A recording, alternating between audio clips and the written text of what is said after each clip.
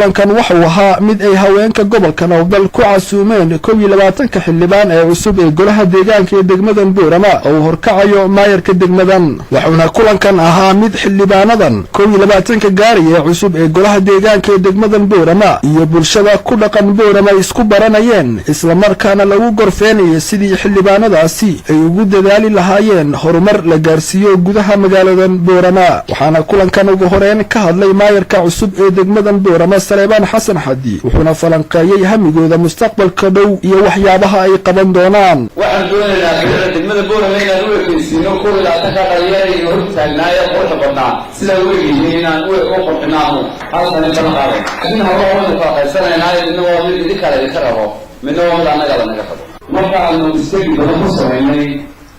cashuurta sida loogu talagalay uma soo wada baxdo waliba waxa ku xakataa inta la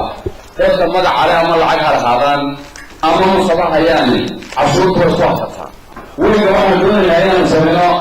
kaleersi wadada hormarta dawladda hoose ilaa sidoo isku xidha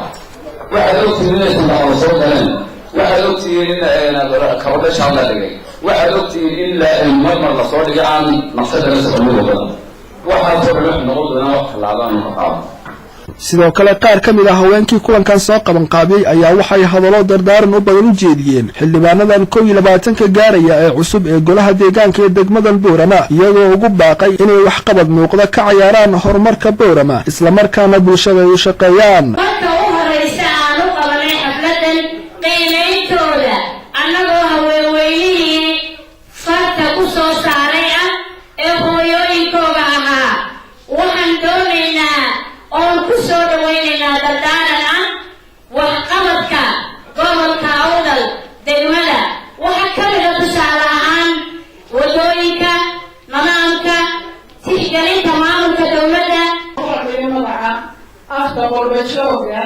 oo mid la yiri waxa tahay qorbajoog ma tihin qorbajoogna ayay diideen qorbajoogi waxaan leeyahay waa maalintii ugu horeysay ummad inta leeg oo isugu timaada danta dalka afka in laga dhowro ma aha runtii waxa weeyaan markaan furayo inaan idhaahno arrintan leynooynamadaan dooranay tolnimaan dooranay waxaan leeyahay hooyo intiina la doontay ilaahay waxaan idinka baryayaa xilka laydinku doontay in ilaahay idin fududeeyo waayo waxaan ilaahay fududeeyay sidiisa ugu fududaado si kastaba aatee kulankan wuxuu noqonayaa kii ugu horeeya noociisa oo haweenka gobolka Nowdal ku dhaqan ay ku casuumaan xildhibaanada cusub ee 22 gaaraya ee ka soo baxay golaha deegaanka ee degmadan Boorama Cabdi Fataax Axmed Hadwanaag News magaalada Boorama.